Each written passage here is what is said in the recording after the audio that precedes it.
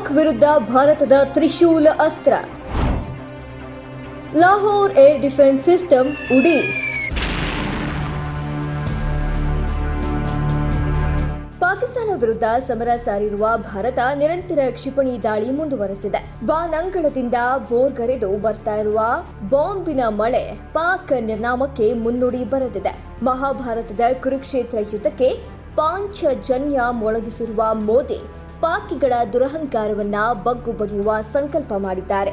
ಇದಕ್ಕಾಗಿಯೇ ಭಾರತೀಯ ಸೇನೆ ಪರಮ ಪಾಪಿಗಳ ವಿರುದ್ಧ ತನ್ನ ಶಕ್ತಿಶಾಲಿ ತ್ರಿಶೂಲ ವ್ಯೂಹವನ್ನ ರಚಿಸಿ ಸಂಹಾರ ಕಾರ್ಯಕ್ಕೆ ನಾಂದಿ ಹಾಡಿದೆ. ಈ ತ್ರಿಶೂಲ ವ್ಯೂಹದ ಆರ್ಭಟಕ್ಕೆ ಪಾಕಿಸ್ತಾನದ ಏರ್ ಡಿಫೆನ್ಸ್ ಸಿಸ್ಟಮ್ ಸಂಪೂರ್ಣ ಮಕಾಡೆ ಮಲಗಿದೆ.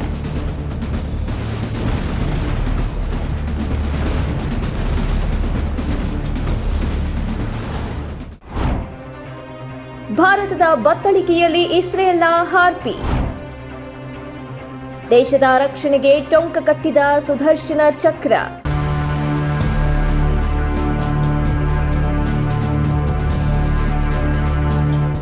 ಎಸ್, ಪಾಕಿಸ್ತಾನದ ಗರ್ವ ಭಂಗದ ಅಧ್ಯಾಯ ಆರಂಭವಾಗಿದೆ.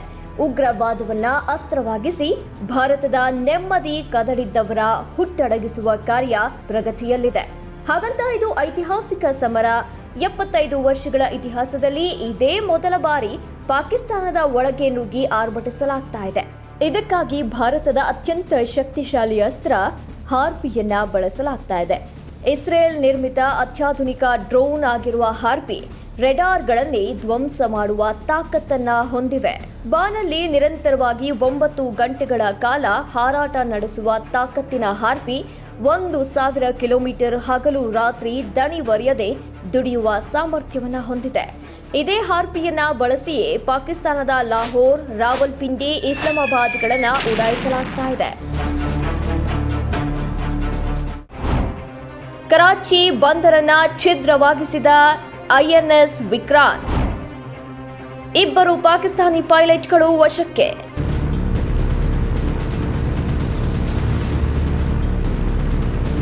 ಇನ್ನು ಪಾಕಿಸ್ತಾನ ನಿನ್ನೆ ಭಾರತದ 15 ನಗರಗಳನ್ನು ಟಾರ್ಗೆಟ್ ಮಾಡಿ ದಾಳಿ ನಡೆಸಿತ್ತು.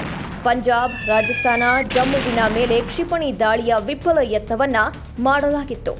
ಆದರೆ ಇದನ್ನ ಭಾರತದ ಸುದರ್ಶನ ಚಕ್ರ ಹಿಮ್ಮೆಟ್ಟಿಸಿದೆ. ರಷ್ಯಾ ನಿರ್ಮಿತ S-400 ಏರ್ ಡಿಫೆನ್ಸ್ ಸಿಸ್ಟಮ್ ಪಾಕಿಗಳ ಕ್ಷಿಪಣಿ ದಾಳಿಯನ್ನ ಊಸ್ಟ್ ಮಾಡಿದೆ. 600 ಕಿಲೋಮೀಟರ್ ದೂರದಿಂದಲೇ ಪಾಕಿಗಳ ಕ್ಷಿಪಣಿಯನ್ನ ಪತ್ತೆ ಹಚ್ಚುವ ತಾಕತ್ತಿನ S-400 ಆಗಸದಲ್ಲಿಯೇ ಅವುಗಳನ್ನು ಚಿಂದಿ ಉಡಾಯಿಸಿದೆ. ಕಾಶ್ಮೀರ, ಪಂಜಾಬ್, ರಾಜಸ್ಥಾನ ಮತ್ತು ಗುಜರಾತ್ನಲ್ಲಿ ಈ ಸುದರ್ಶನ ಚಕ್ರ ಕಾವಲಿಗೆ ನಿಂತಿದೆ. ಇನ್ನು ನಿನ್ನೆಯ ದಾಳಿಯಲ್ಲಿ ಪಾಕಿಸ್ತಾನದ 5 JF-17 ಮತ್ತು F-16 ಯುದ್ಧ ವಿಮಾನಗಳನ್ನು ಭಾರತ ಧರೆಗೆ ಉರುಳಿಸಿವೆ. ಅಷ್ಟೇ ಅಲ್ಲ, 2 ಪಾಕ್ ಪೈಲಟ್ಗಳನ್ನ ಭಾರತ ಬಂಧಿಸಿದೆ.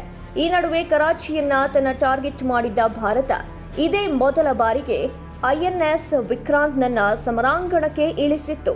ಬಲ ಭೀಮ ವಿಕ್ರಾಂತ್ ದಾಳಿಗೆ ಪಾಕಿಸ್ತಾನದ ಕರಾಚಿಯ ಪ್ರಮುಖ ಬಂದರು ಉಡೀಸ್ ಆಗಿದೆ. Special desk, Karnataka news beet.